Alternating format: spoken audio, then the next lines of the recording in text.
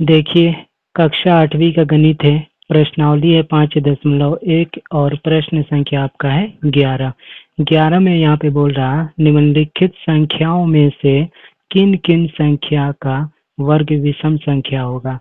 तो आपको देखिए ये जो संख्या दिया है 1 से लेकर 4 तक, इन सभी संख्याओं को देखकर बताना है कि कौन सी संख्या का वर्ग विषम संख्या होगा। ठीक है, तो यहाँ पे देखिए आपको समझना होगा जिन संख्याओं का, ठीक है, जिन संख्याओं का इकाई का अंक, जिन संख्याओं का इकाई का अंक अगर विषम रहेगा तो उसका वर्ग भी विषम संख्या होगा। ठीक है, तो यहाँ पे देखिए 531 है, तो 531 में हम देख रहे हैं कि इसका इकाई का अंक जो है 1, ये क्या है, विषम है। ठीक है, तो इसका वर्ग भी क्या होगा, विषम होगा। तो यहाँ पर हम लिखेंगे संख्या 531। ठीक है, अब देखिए यहाँ पे 2 में दिया है 5436, तो इसका इकाई का अंक हमें देखना है, तो इकाई का अंक ये क्या है, 6 है, तो 6 क्या है, विषम नहीं है। ठीक है, 6 को हम सम बोलते हैं, सम संख्या बोलते हैं, तो इसको हम नहीं लिखेंगे, केवल आपको विषम संख्या को लिखना है ना। तो जिसका रहेगा इकाई का अंक विषम उसी को लिखना है। ये देखिए यहाँ पे 3249 में इकाई का अंक क्या है, 9 है, तो ये क्या है, विषम है, तो इसका क्या होगा, वर्ग भी विषम होगा। तो यहाँ पर लिखेंगे 531 और, ठीक है, 3249, 3249। ठीक है, अब देखिए यहाँ पे है कितना है, इकाई, दहाई, सैकड़ा, हजार, 10,000, 82,004। तो यहाँ पे देखिए इकाई का अंक क्या है, 4 है, तो 4 किसको बोलते हैं, सम संख्या को बोलते हैं, तो इसको भी नहीं लिखेंगे क्यों। तो यहाँ पे हम लिखेंगे संख्या 531 और 3249 का वर्ग विषम होगा।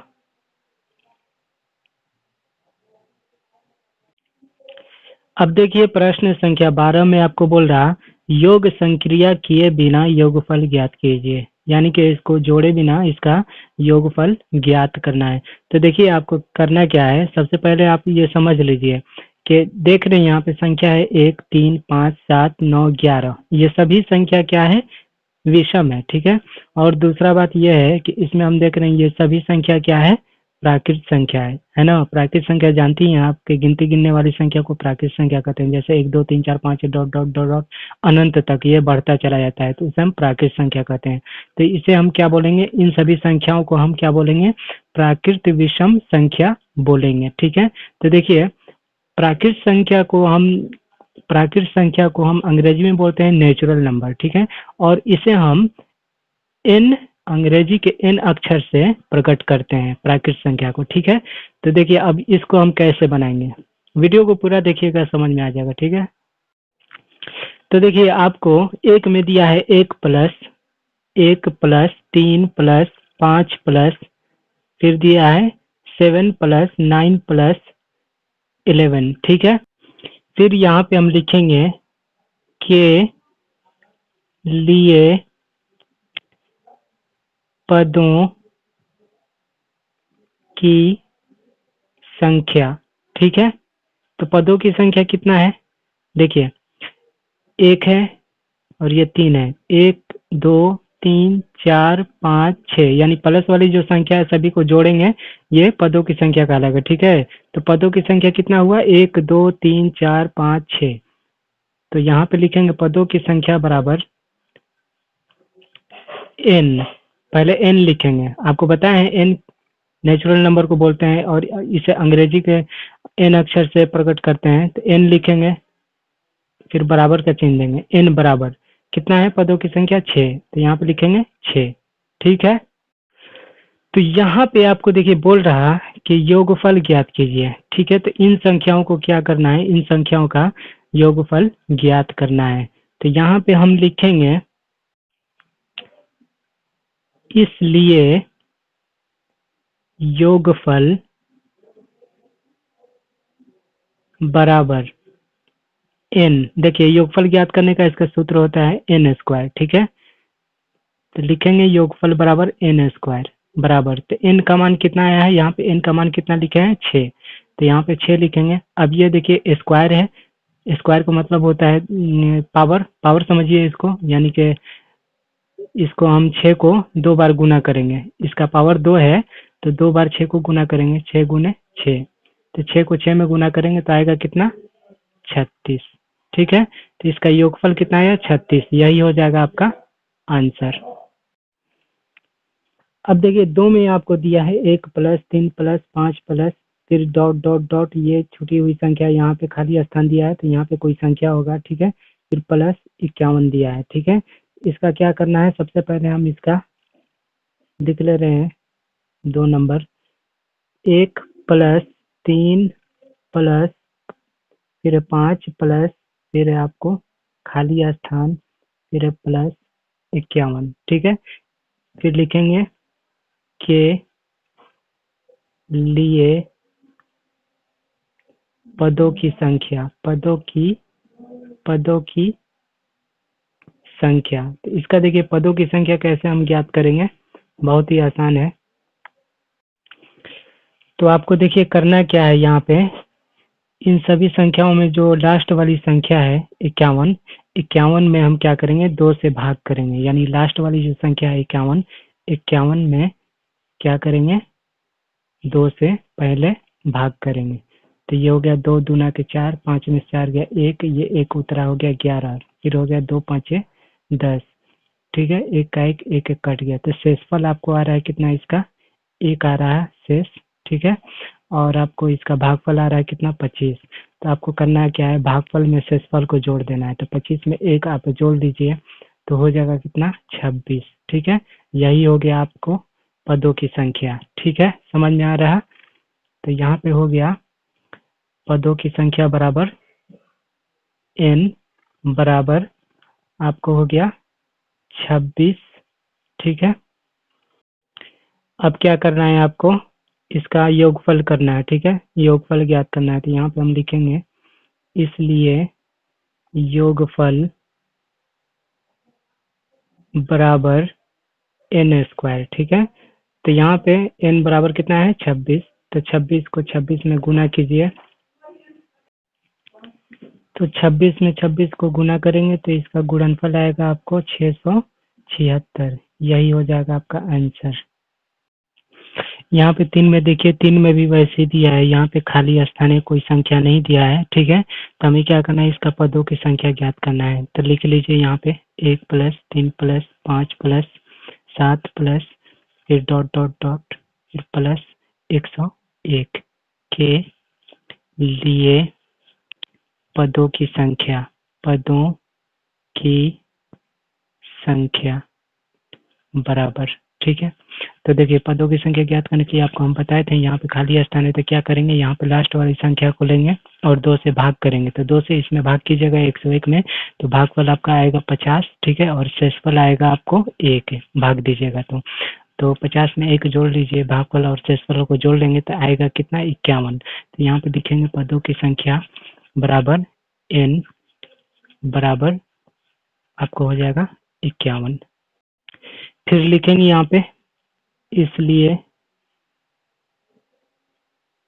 योगफल बराबर, ठीक है। तो योगफल बराबर n स्क्वायर होता है, तो 51 गुने 51 हो जाएगा, 51 गुने 51। अब 51 के 51 में गुना कर तो गुणनफल आएगा आपको 2601, ये हो गया आपका योगफल, ठीक है, यही हो जाएगा आपका आंसर। अब देखिए प्रश्न संख्या 4 जो है आपका, ये थोड़ा सा हार्ड है, इसको कुछ अलग तरीके से हम बनाएंगे, ठीक है। तो यहाँ पे हम देख रहे हैं 1 में ये शुरू हुआ है विषम संख्या 1 से लगातार आपको 11 तक, ठीक है, 1 3 5 7 9 11, ये क्या है लगातार है, 1 से शुरू होकर 11 तक यहाँ पर दिया है, ठीक है। फिर 2 में भी देख रहे हैं कि ये भी यहाँ से 1 से शुरू हुआ है, विषम संख्या जो 1 से 1 3 5, फिर इसी तरह यहाँ पे खाली स्थान है, फिर ये 51 तक दिया है, ठीक है। 3 में भी 1 से शुरू हुआ है, 1 3 5 7, ठीक है, 101 तक है। फिर 4 में यहाँ पे देखिए 4 पे हम देख रहे हैं 4 में यहाँ पे 7 से विषम संख्या दिया है। विषम संख्या 7 है, फिर 9 है, फिर 11 है, यानी कि ये 7 से शुरू हुआ है। तो क्या करेंगे, इसको भी हम 1 से लिखेंगे। ठीक है, समझ में आ रहा? इसको भी हम क्या करेंगे, 1 से पहले लिखेंगे। तो विषम संख्या आपको 1 से शुरू होता है, तो लिखेंगे 1 प्लस, फिर 1 के बाद क्या आता है, कौन सा विषम, 3 आता है, तो 3 प्लस, फिर 3 के बाद आपको आता है विषम संख्या 5 है। ठीक है, अब देखिए 5 तक यहाँ पे रुक जाइए, क्योंकि यहाँ पे आपको दिया है 7, फिर 9, फिर 11, फिर 13। 5 के बाद क्या होगा, आपको 7 होगा, तो यहाँ पे लिखेंगे प्लस का चिन्ह देकर 7, फिर 7 के बाद होगा आपको 9, फिर 9 के बाद आपको क्या दिया है, 11 प्लस 13, तो लिखेंगे प्लस 11 प्लस 13।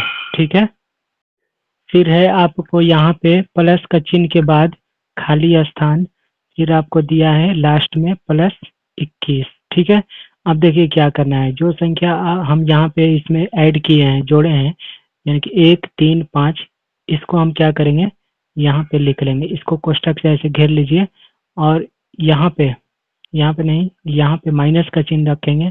उसके बाद जो संख्या इसमें हम ऐड किए हैं 7 से पहले, 1, 3, 5, 1 प्लस 3 प्लस 5, ठीक है, इसको हम क्या करेंगे, इसमें घटाएंगे। तो घटाएंगे इसको बाद में, पहले देखिए क्या करना है आपको। करना यह है कि आपको पदों की संख्या पहले ज्ञात करना है। तो यहाँ पे हम लिखेंगे पदों की संख्या बराबर n। ठीक है, n बराबर, अब देखिए क्या करना है, यहाँ पे 21 है, तो लास्ट वाला को और शुरू वाला जो संख्या है इसको हम क्या करेंगे, आपस में ऐड करेंगे। तो 21 और 1 जोड़ेंगे तो कितना हो जाएगा, 22 हो जाएगा। तो 22 लिखेंगे, उसके बाद इसको हम भाग दे देंगे 2 से। ठीक है, तो 2 से भाग देंगे 22 में, तो आएगा कितना, 11, भागफल 11 आएगा। तो पदों की संख्या n बराबर हो जाएगा कितना, 11। ठीक है, अब क्या करना है आपको, योगफल ज्ञात करना है। तो यहाँ पे हम लिखेंगे इसलिए योगफल बराबर n स्क्वायर होता है। ठीक है, तो 11 है, n का मान कितना है, 11, तो 11 को 11 में गुना कीजिए, आएगा कितना, 121। ठीक है, हमें क्या करना है, इसका अभीष्ट योगफल ज्ञात करना है। तो लिखेंगे यहाँ पे इसलिए अभीष्ट योगफल